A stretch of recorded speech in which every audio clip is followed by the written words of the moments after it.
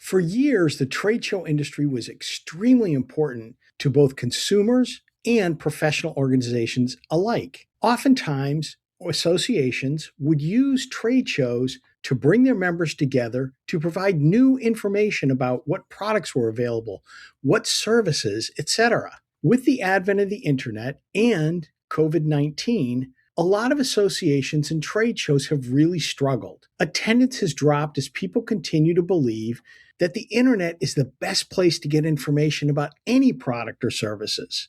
Now, there is some truth to that. It is much easier to sit at your home or at your desk in your office and do research on what products and companies are available for you to use as a vendor or for you to reach out to as a potential client. However, we're missing a lot of the boat with trade shows and conferences and conventions and the value they have.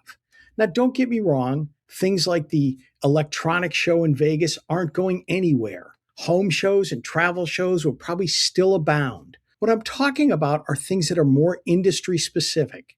They're shows that are not open to the public, but designed and built for a specific industry or industries to bring their members together. One of the associations that I've belonged to for years is an organization called the National Association for Campus Activities. It was one of the founding organizations that brought talent buyers and talent sellers together. And for years, I've attended their conferences. My very first one was in 1979. Now, again, obviously in 1979, there was not the kind of computer access or internet that we have today. So it really was one of the very few ways that we got to actually physically see talent and meet the people that were booking that talent. It was a great opportunity to learn. In 2026, again, you can find a lot of the information that you would normally get at a conference online. And you can simply send emails or texts to people to get that information forwarded to you quickly. But we're really missing the big picture here. One of the things that conferences provide us are opportunities to develop what we call soft skills. A lot of students today and a lot of young people in general, both college age and new professionals, struggle with having one-on-one conversations with people. They've never been exposed to what a business dinner is like. Trade shows and conferences offer those incredible opportunities.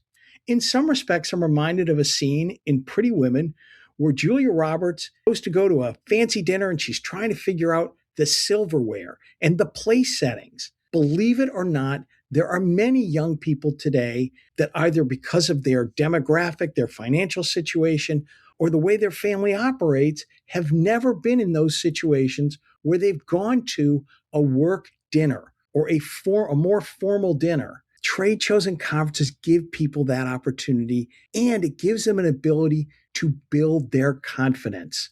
Going into a trade show hall or an exhibit hall floor and seeing how people conduct their business, watching the transactions for people, seeing how people interact with one another is vitally important. Trade shows and conferences also provide you an incredible opportunity to meet with colleagues, some of whom you don't get to see very often, or meet brand new colleagues, people that understand your industry and what you're going through.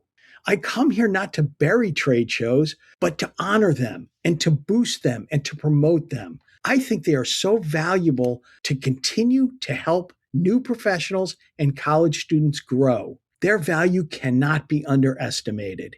If you get the opportunity, go to a trade show, go to a conference, develop some of those soft skills, and use that as an incredible learning opportunity.